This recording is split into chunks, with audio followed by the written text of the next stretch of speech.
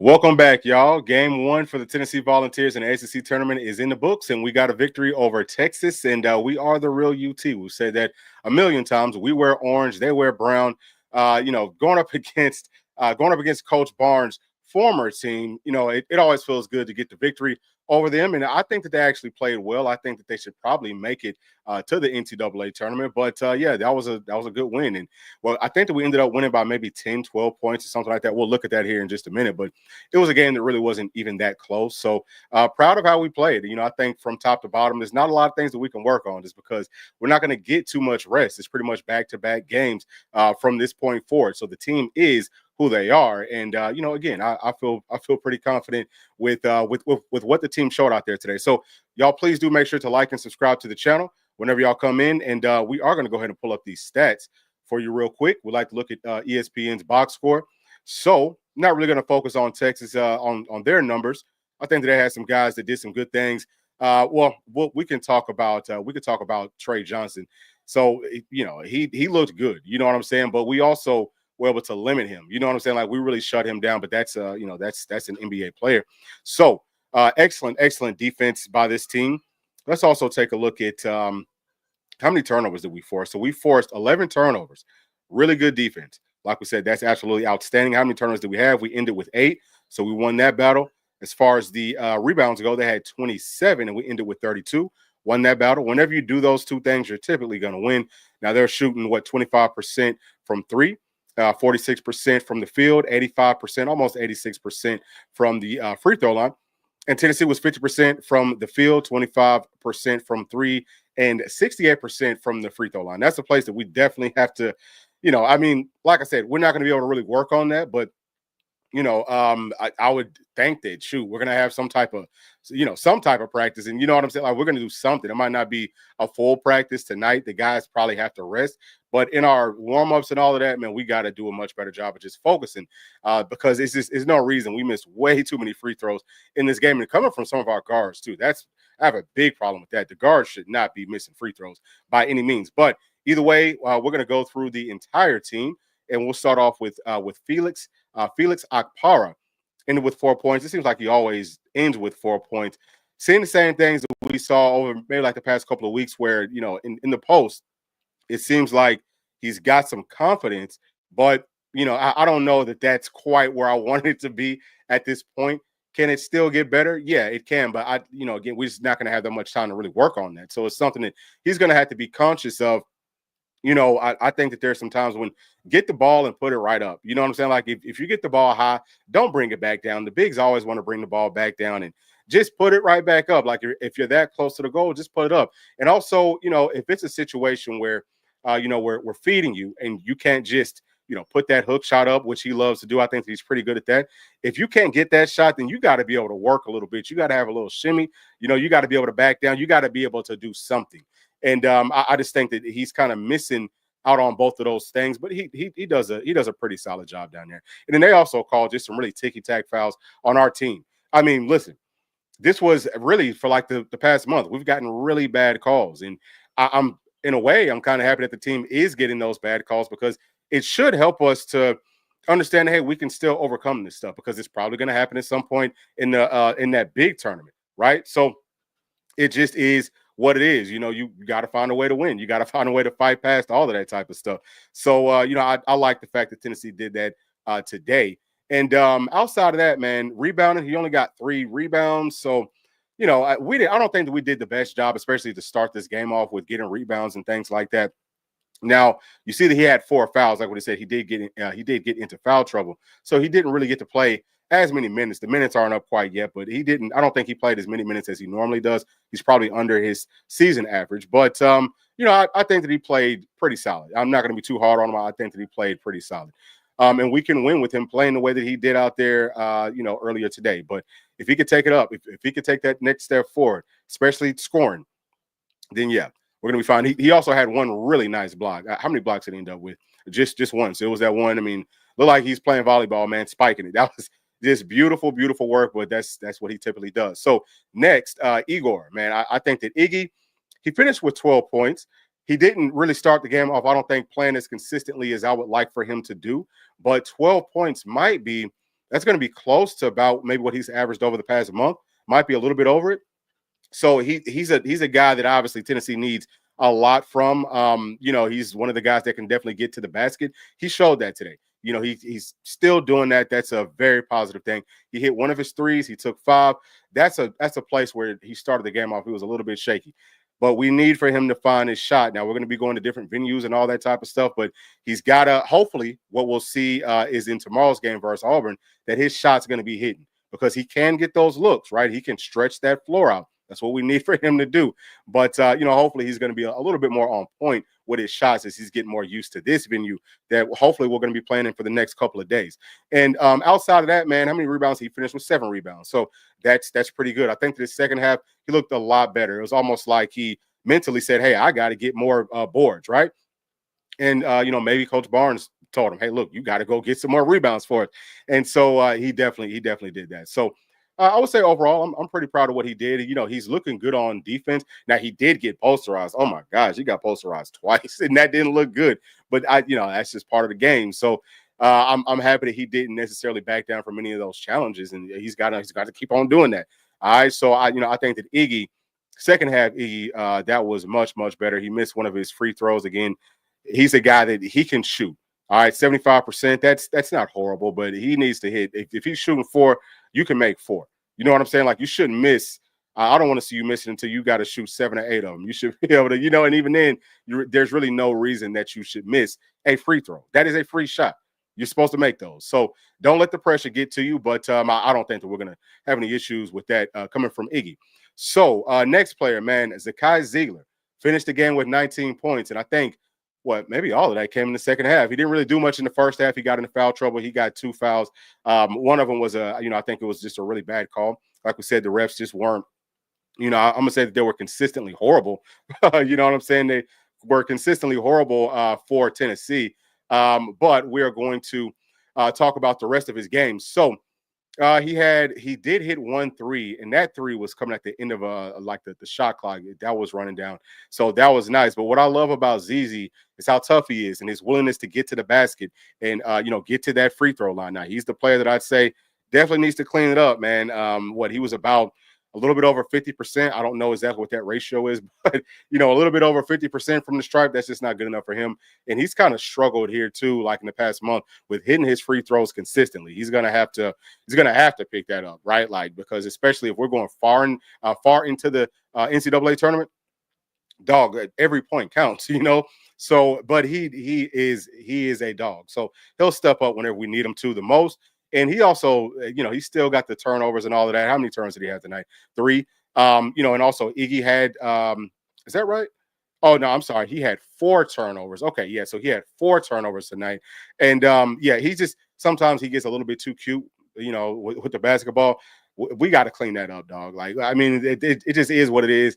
I know that ZZ is who he is, but you got to stop being careless. I mean, I could understand 1 to 2 turnovers, but bro, whenever you got 2 other ones that are just careless, that's a problem. So I want to get that cleaned up again. I'm not being hard on him by any means. I mean, he's the heart and soul of this team, and his defense is absolutely tremendous. How many steals did he finish the game with?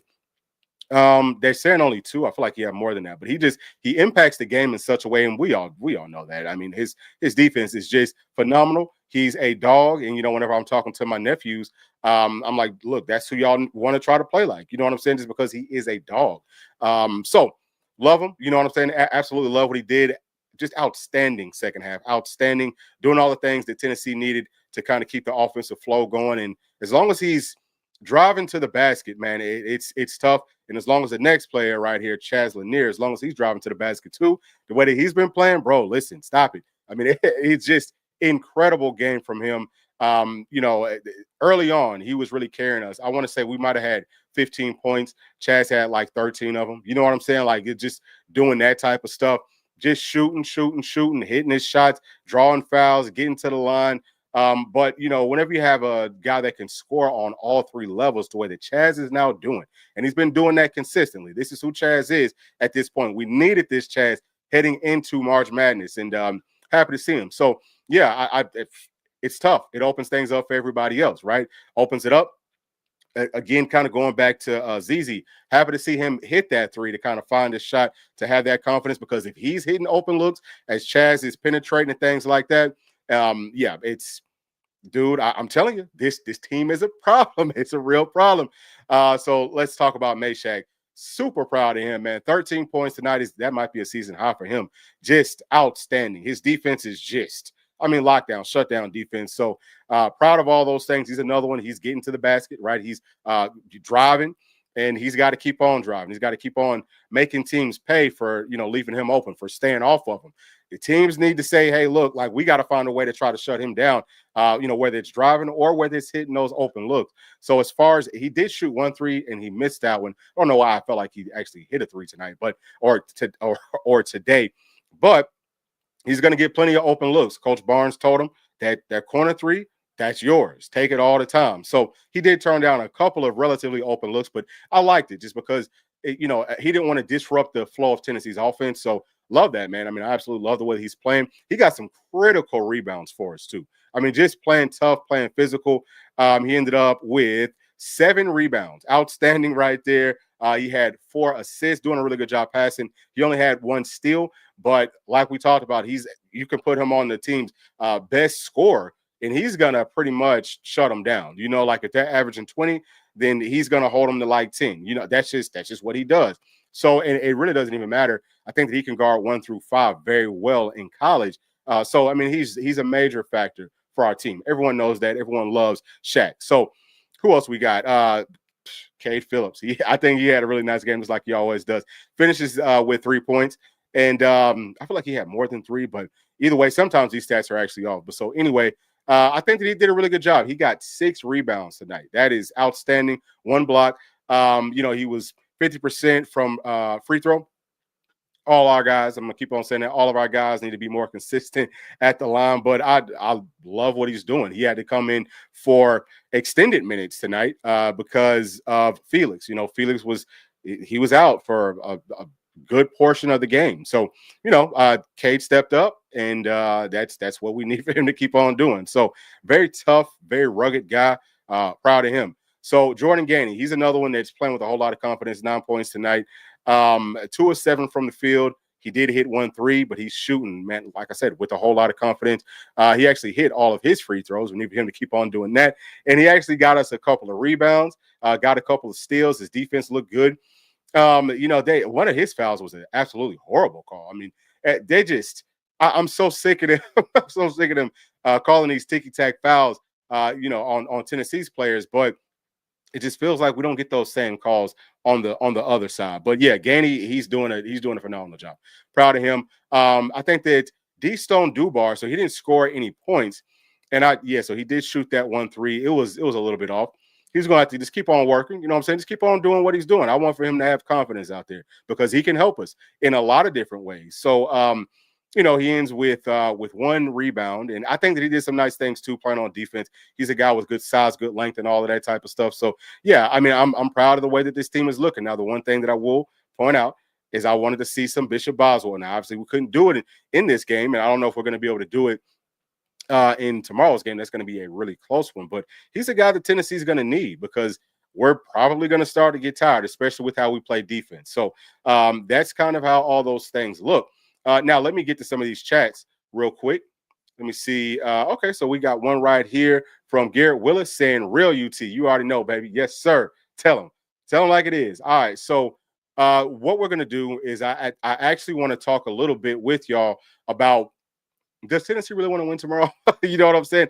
Do we really want to win that game tomorrow? Because it does kind of feel like that 2 seat might not be too bad, especially with, Flag. He's got that whatever. I think that they said he's got like a sprained ankle or something. I still think that Duke is a really good team, even without Flag, but with them, they're even better, clearly. But man, that West is not looking too bad. So what I'm going to do here, actually, and I had meant to do this before, but I want to pull up the bracketology. So we're gonna find that real quick. Y'all just bear with me. We're gonna pull up bracketology. We're gonna go back to ESPN's, and we're gonna see how things look for Tennessee from that perspective. And let me go ahead and let me restart all these things. But yeah, that's the main thing that I'm talking about right now. And also something else too. We could talk about this. Florida's going to be playing later on today. So, you know, what if Florida what if Florida loses today?